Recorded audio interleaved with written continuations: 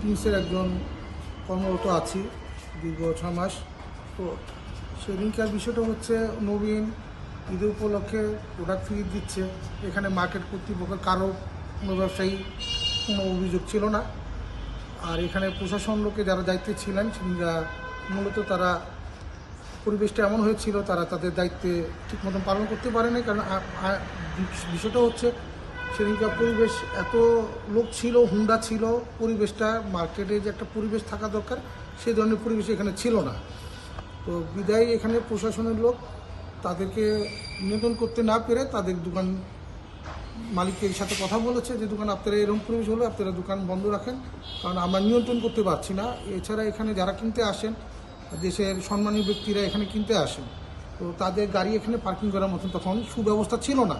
তো একটা প্রশাসনের লোক যখন একটা মার্কেটের দায়িত্ব পালন করেন, আর বিশেষ করে এখানে রোড দিয়ে চলাফেরা করে, যেহেতু একটা ওয়ান ওয়ে মূলত খুব ইম্পর্টেন্ট একটা রোড, এখান দিয়ে মৌচাক মালিবাগ একটা শাখা রোড, একটাই রোড। তো এখানে যানজট সৃষ্টি হয়েছে, বিশৃঙ্খলা সৃষ্টি হয়েছে, যার কারণে বাধ্য হয়ে প্রশাসনের লোক তাদেরকে বলেছে। একটা ব্যবসায়ী এখানে মার্কেটে যারা আছেন সবাই সম্মানিত ব্যবসায়ী, তারা সবাই ভালো, এবং এখানে কারোর প্রতি কারো অভিযোগ নাই, কেউ কারোর প্রতি অভিযোগ দেয়নি। আর এখানে এক একজন যারা বিজনেস করে সবাই যার যার চিন্তাধারা বিজনেস করে।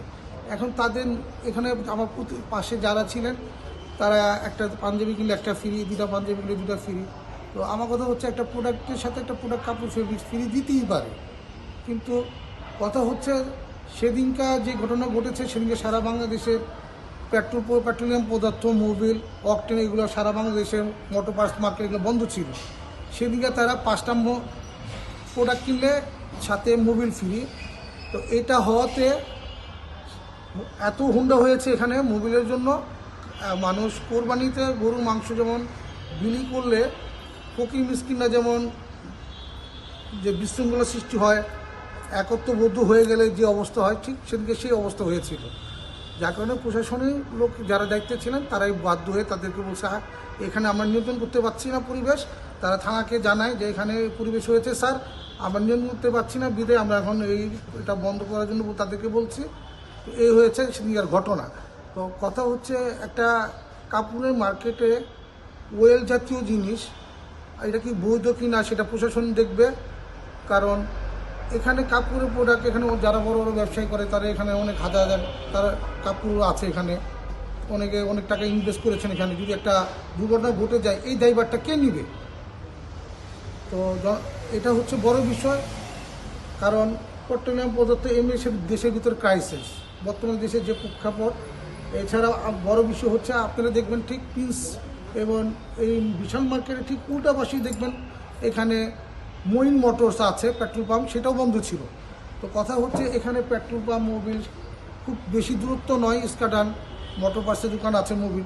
তো আমার কথা হচ্ছে কাপড়ের সাথে মোবিল ফ্রি দিবে, এটা তাদের ব্যক্তিগত ব্যাপার, কিন্তু তাদেরকে এই পারমিশন আছে, তাদেরকে এই লাইসেন্স আছে? তো এই জাতীয় জিনিস বিক্রি করতে হলে ফায়ার সার্ভিসের পারমিশন লাগে, ফায়ার পারমিশনে তাদের পারমিশন আছে? বা আগুন যদি লেগে যায় সেদিন আগুন নিবারণের জন্য সুব্যবস্থা তাদের আছে?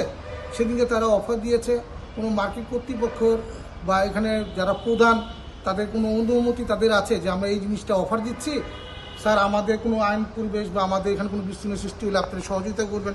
এই ধরনের তারা কোনো সহযোগিতা চাওয়ার কখনো চায়নি, এই ধরনের তারা কখনো বলেনি। তাদের যা মন চেয়েছে তাদের মতন তারা ব্যবসা করেছে।